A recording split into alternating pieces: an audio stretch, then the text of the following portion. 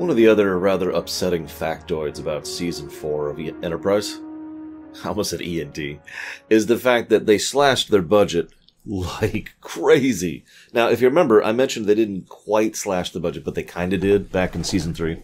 Here, no, this is a far more traditional, you get less money per episode, screw you. Going down to $800,000 per episode, which is less than half of what they had during Season 3. Frankly, given what they accomplished in Season 4, I am astonished they managed it under this budget, although they did have to start using literally different and cheaper to operate equipment in order to accommodate that, remove some of the editing process and some of the conversion process, which lowers the cost of each episode, which enables them to keep under budget. But yikes! It's one of the... I bring that up, though. Anybody who's seen my TOS stuff, which I think at this point is done. I mean, I'm done with it, obviously. This is the last stuff I'm doing. But it's entirely possible. What do we got here? Nope, it's not quite done yet. We're still in Season 3 in TOS right now. It looks like Requiem for Methuselah just came out. Well, as I will talk about in, looks like about a month. Closer to 3 weeks. Season 3 of TOS probably should have ended where it did. Really. The budget kept getting slashed, and they intended to keep slashing the budget. They intended to keep pulling it down and pulling it down until finally it was just going to be, not worth sustaining, and then they would cancel it. Which means TOS would have gotten worse and worse and worse and worse until finally it was like, peh, and they were done with it. Now, Enterprise doesn't follow the same general pattern, because Enterprise was actually improving in virtually every way. But the pattern as far as the executive side of things seems to be holding true. Worse and worse and worse budget. You notice we have less episodes than we did last season, which had less episodes than the previous season. And this season almost didn't even get finished. I'll talk about that later. But instead, it ended here, and that way, we don't end up getting slashed even more. Now, obviously, in an ideal world, they would have actually stabilized the budget and allowed, the series to continue out its run as was intended. But honestly, what are the odds? Anywho, there's another Kodo script. Woo. And we see the opening newsreel. Mostly digitized footage. What I find funny, though, is one of the things was like, that's pretty impressive. So I decided to look it up. Apparently it's footage from the February 20th, 1939 American Party demonstration at Madison Square Garden. I was going to make a joke here about the American Nazi Party. But then I realized, at least at the point at which I am recording this, that there's no way I could say that without people being upset about it. So all I'm going to say instead is, once again, we see how this intro song just really doesn't fit this show at all. The Nazis have taken America, two nations together. It's been a long road. Whatever. So Vosk. Once again, Vosk smacks down the general.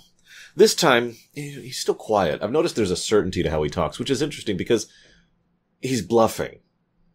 This is actually mentioned later, and something that I kind of hinted at earlier. He just bluffs his way through almost every situation. He's, later on, he's far more open and honest about the situation and how, he admits how much he mistrusts the Germans and the general. And he acknowledges how precarious their situation is, because it is precarious. They are in an uncertain time with uncertain tech and very limited resources and allies who are the worst possible allies they could have had given the circumstances. Like, this is a bad situation for them. And he knows that. But that makes his presentation all the more interesting, because he really does just have that quiet certainty about him. We'll talk more about that later. Let's just talk about it now. Screw it, whatever. Because later on he mentions destiny, right? Destiny. It's implied early on that he's just a really good bluffer. And there'll be a scene where we'll talk about later. I'll actually talk about this one later, where this comes up. But here, it just comes across as the idea that he actually, I mean, you can interpret this however you want. Let me say it that way. And in fact, I would love to know your interpretation. Do you think he is just that good of a bluffer? Or do you think he really does believe in the destiny that he states and the ideals that he presents? He comes across effectively as a zealot. And, well, given how quiet and soft-spoken he is, given how certain he is, and how scarily competent he is, he comes across as a rather threatening and intimidating villain, which is good, because remember, they only have 2 episodes to establish this guy as the villain. And yet, it is being presented as if he is a larger scale villain than the Tutarians and the Zindi combined. Which, in universe he is. But again, 2 episodes versus an entire season, plus 1. So, you see the problem, as I talked about last time. Either way, it is possible he's just, very good at... He's got a high, deception score. This then leads to Alicia, who's up on the ship. And she's like, hey, so you have a spaceship and advanced technology. Can you just kill Nazis? And Archer's like, listen, I love killing Nazis. I love it so much. It's all that makes me feel alive. But we're not going to do it that way. She's like, okay. Actually, that's not what happens at all. What happens is she's like, you just need to kill every last one of them. Wipe Berlin off the map. Just destroy them all. And I don't blame her for that. It is interesting, though, that when he just says, we're going to do that another way, she goes ahead and takes him at his word. I like that they dodged the obvious thing here. Because the obvious thing would have been, why aren't you helping? And the usual response, especially in this era of Trek, is something along the lines of blah, blah, prime directive, blah, blah. Now, yes, there are reasons why you shouldn't interfere, but you get my point. Usually there's none of that's brought up. There's no actual debate, no actual argument. Instead, it's just, yeah, no, piece of paper, sorry. And that's the end of it. So it's nice to see that instead his action is, no, we're going to do this another way, and she just accepts him at his word, and we just kind of bypass that whole argument. It was nice. This is when Vosk admits the precariousness of their situation, and we find out that the timeline was changed because someone went back to assassinate Lenin in 1916. One of the most talked about things in history, certainly amongst history geeks, is the what ifs. What if Hannibal decided not to cross? What if he decided to keep going to Rome? To use actually probably a better one there. What if, God, I don't know. I can't think of another example right now. But this falls squarely into that category. What if Lenin died before the various revolutions happened? They posit here that it would have led to Nazi takeover and supremacy, being able to focus entirely on the West, and I don't know. I don't actually buy that. Especially given the part that the Communist Party actually had in the rise of both the Fascist Party and the Nazi Party in Italy and Germany. But also, an addendum to that, Battle of Britain, and the fact that they were securing so many of the resources from Russia towards the early parts of the war. I don't know. What do you think? Because it's a what if, so who knows? It's just, this is kind of a weird specific thing to single out as the one thing that led to Nazi supremacy. I'm no stranger to this kind of thing. I've played Command & Conquer, Red Alert, to be more accurate. And those are some awesome what-if scenarios, but that's mostly because they're cheesy and ridiculous, and I love it. This is intended to be a little bit more serious, and so I'm just staring at it going, what do you think? This could be a thing. They also could have just not said it specifically, but what they do is they emphasize something that I'm going to be bringing up later. They emphasize the fact that changes to the timeline have already happened prior to the moment they were sent back into. Now that's kind of important to keep in mind, because you have to realize that they had this whole thing in season 3 about shockwaves, and about how there's this slow-moving change through time, which I made fun of vociferously because it was extremely stupid, and inconsistent on how they showed it. So even if it was something I would accept as true, which I don't, there's also the fact that, the show itself couldn't keep its own facts straight. But here, they are sent back in time prior to a change that has already happened previous to where they show up, so that they can stop the initiator of the sequence. Now you might think, well, that's all stupid, and you'd be right. Once again, we find ourselves staring at the situation and going, huh? I get the general idea. It feels like what they wanted to do was to have their cake and eat it too. They wanted to have the alternate history that Vosk is interfering with, and they wanted to shut down the temporal Cold War. They wanted to be able to change timeline without changing the timeline, to put it simply. I'll cover that a little bit more later. It's one of the last things I'm going to discuss, because it's really, really stupid. But anyways, let's move on. This again gets to Vosk. Man, he's really good at playing poker. You notice this? He recognizes the change to the environment almost immediately, and quickly and efficiently adapts to reassess to it. It's like, oh, okay. Here's your men back. I apologize. I thought you were my enemy. You're not. And he says that so calmly and quietly. I love the actor's presentation of Vosk. This leads to an odd thought. Vosk is correct here. He says that the temporal agents, they always just call them the temporal agents. They usually use that phrase to refer to Daniel's group, which is the Federation group, which blah, blah, blah, blah, blah. But, the temporal agents have an agenda, and they absolutely go through and do actually affect and alter time. They don't just observe it, and they do follow the temporal accords. I should know. I helped sign those damn things over in STO. But for all of this surface level statements, none of it gets to the heart of it. It's an interesting argument because what he says is true. It's just mostly irrelevant. It's like comparing a soup to a salad. Now, I know that's a strange comparison, but my point is both are food. Both are things that are presented under certain circumstances, usually as a prelude to a dish or maybe like an appetizer kind of a thing. It's the kind of thing you could share with others. There's usually salt that goes with it. And you're looking at me like, Lord, these are all surface comparisons. Bingo. Because a salad is not a soup. What Vosk wants, and he is open about this, is he wants to be able to go and use time travel normally. He wants the TOS thing, to put it bluntly. He wants just to be able to have time travel be an open thing. Anyone with a functioning brain can tell you how incredibly terrible of an idea that is.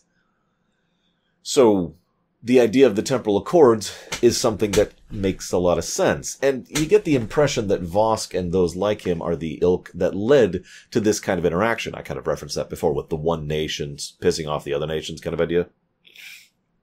So the implication is given that Vosk actually started the temporal Cold War by virtue of being the one who would eventually start the temporal hot one. Anyways, he then continues to adapt his way through. Notice what he does here. He makes it very clear that he does not want to be their enemy. If you help me, I will help you. I can only do so much, but I can send you back after I change time to undo the damages to this timeline so that you can go back to your actual time. In exchange, you give me parts and supplies, which I will use in order to get back to my time and start this whole process. A fairly straight trade, which benefits both people, at least initially. He also does this after a gesture of goodwill, and he insists that Archer does not have to decide immediately. All of these are brilliant moves in their own right. Oh yes, it shows his magnanimity, by giving the prisoners back without any conditions, it's worth noting. All he asks in return is that he talk with him. And he ensures that he has time to think about it. Just whatever. I'm in no rush. These are fascinating attempts at manipulation because you could do the exact opposite and accomplish the same general thing, but that would be a different angle, which he isn't going for. As usual, he tries to go for alliances, which makes sense since he is in such a precarious position. And when you are in a precarious position, you go for alliances. When you are in a powerful position, you don't. We see this actually later in this very episode when he is in a position to finally go ahead and say, oh, screw this. I'm done with all this nonsense. And just shoots the general. Sorry, terminating the alliance. Which is no doubt what he would have eventually in mind for Archer and his crew. Note, by the way, well, hang on. Then we cut to Silic, who was infiltrated, and Carmine, who is actually pretty helpful. He's pretty cool. I like him. No Sopranos reference here. Sorry. Silic mentions, you've changed, Captain, and Archer's like, and not all for the better. Silic has some interesting scenes here. I'll cover them in a minute. But this is cut off before we get to a scene that is surprising in its competency. What happens here is Archer is up on the crew, up on the bridge, and he insists on, we're not dealing. Now, it's interesting to note that Vosk pushes him into that in this situation. Hey, this is happening. Yes, this is happening. And from this, Vosk gets the vibe that Archer is now toying with him, playing for time. Vosk then says, okay, well, then I demand your answer right now. Chopping it off, because he recognizes that he is now being played, and therefore is not allowing himself to be played anymore. When the answer is no, he chops off communication, and he immediately fires on the Enterprise. No hesitation. It's weird to see that level of competency. To use a comparison, you remember when Dolim told the insectoids, well, I'm going to threaten you then. And then took like a solid 20 seconds to finally go, get the order, get the targeting, and then fire on the insectoids. This, by contrast, is fire. very much more a menacing kind of approach, and again shows Vosk's overall mentality, and shows him as being this kind of a threat.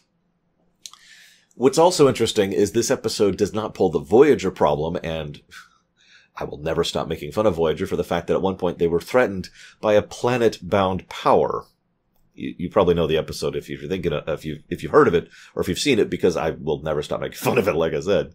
But in this case, they remember that the ship can just kind of go over here, so it's out of firing range. Now that limits them because it means there's a range they cannot be in, but at least they can stop being fired on.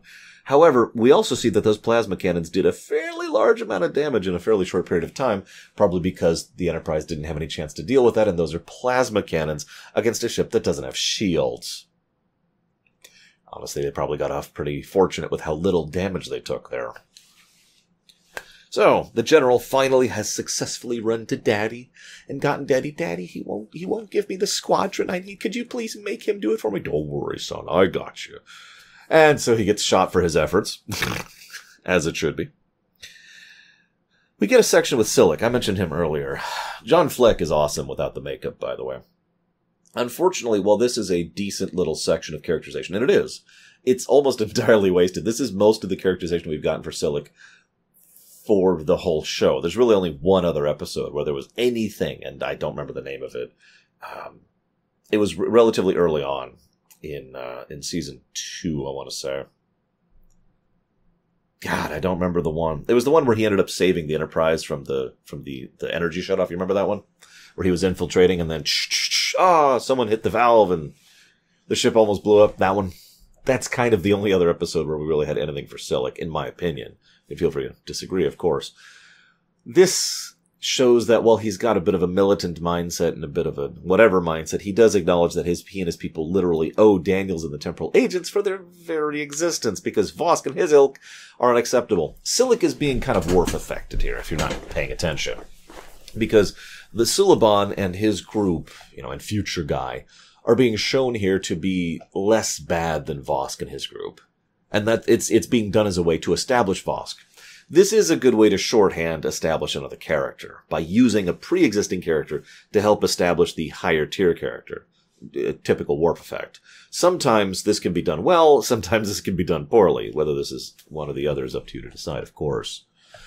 Either way, I do love how he indicates that Vosk is just such bad news, nobody deals with him. And even though he owes Daniels, they still oppose us, so they're still our enemy, and that's not going to change. Silik then helps them to infiltrate. They have a really good, I wish we'd seen more scenes. Like, there's this bit where Silik is talking with Carmine, and Carmine's like, it's basically the straight man and I can't remember. There's a name for the bit where one person doesn't understand, and one person's playing it straight. And so the person who's playing it straight keeps saying figures of speech or phrases. And the person who doesn't understand is like, wait, what? Why would you do that? Why would I want that? Is he threatening me? Why would he want to threaten me? Aren't we on the same side? Like, he's just so nonplussed about it. I love it. And John Fleck is kind of awesome. I remember him most, for Silik, actually, but he also played Tyvek and Koval, 2 separate Romulans. He also played Abaddon over in the episode Alice, if you remember that one, back in Voyager. He's done some good stuff over the years. What amused me, though, and I didn't realize this until I was looking up some of his roles, is the fact that he's been in makeup for every single one of his roles up until this one. This is the first time he walks around without makeup. It's a pity, because he's good with his face. But then again, he's good with his face with makeup on, too. He has a distinct way of speaking. He does it especially as Silik. He does this thing with his teeth. And he uses his jaw in a unique way. I like it. I mentioned all this stuff about John Fleck and Silik because then Silik dies.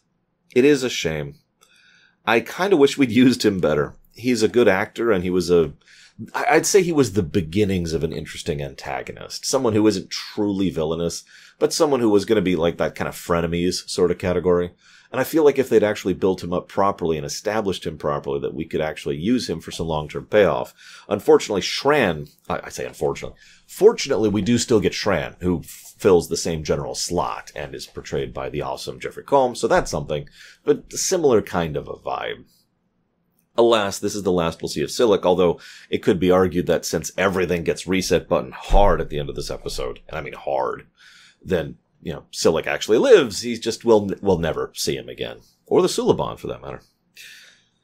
Anyways, Vosk talks about we must perfect ourselves. He's talked before about racial purity and the idea of using time travel to make small, careful alterations into the past to improve lives and whatnot. What I find interesting here is that this, in many ways, reminds me of the augments and the superhumans, which we'll be talking about soon enough. Anyways, there's a really great scene. It's right after Silic dies. Sadness. Silic dies, and we cut over to Tucker. He's like, all right, you're going to tell me this. Wait, Captain? Is that actually you? Oh my God, it actually is him. Oh, I can't believe it. The building's about to blow up. Got it. And then they just leave. It's one of the best moments in the whole episode right there. So, they can't communicate to Enterprise and Atmosphere for some stupid reason. That's why Silic dies, by the way. I know. He says there's ionization in the atmosphere. I don't know. I don't know my physics that well, but I figure if a ship can communicate from orbit, it can communicate from atmosphere because you're already going through the barrier of atmosphere is already there. It's just you're in it instead of beyond it. I don't know. Whatever. Point being, they die. Vosk is destroyed after talking about destiny, and then no, and he warps as he's being destroyed. I actually had a thought about this. For the longest time, I assumed what was being done here is Vosk is effectively being smeared out of time. In short, you remember Anorak's vessel back in Voyager, how it would hit something and remove it from time retroactively? I kind of always assumed that's what happens here, probably because of Voyager and because of the Year of Hell. And thus, if Vosk never existed, that would actually neatly explain everything that happens. No dialogue supports this. In fact, the dialogue seems, although does not conclusively, to support the idea that instead, what happens is they stop the beginning of the war after it started, therefore it never began. Which doesn't actually line up, especially when you consider time travel's exemption clause and the fact that time is not... Daniels speaks in such flowery words about time, it actually irritates me a little bit. It has eddies and currents, and the timeline is resetting itself. It's almost ready. What? I want you to just ponder that phrase for a second. The timeline is almost ready, having reset itself. No, I'm done. Archer, naturally, is a dick to Daniels. Can't resist being a dick one last time to Daniels. He really hates Daniels, doesn't he? I've never gotten that. Since this is the end of Daniels, by the way, we'll never see him again either. And the end of the Temporal Cold War. We're going to go and discuss both points a little bit here. Daniels was a decent enough actor, but he always came across as a little bit bland. I kind of feel like that's a little bit of the character and writing fault more than the actor's fault. After all, I've seen him do decent stuff over in, I can't remember the name of the hospital show. You probably know the one I'm talking about. Instead, what we see here is that Daniels is just kind of a GM stand-in. In almost every time he showed up, he was the GM speaking to the player. Someone who is trying to guide.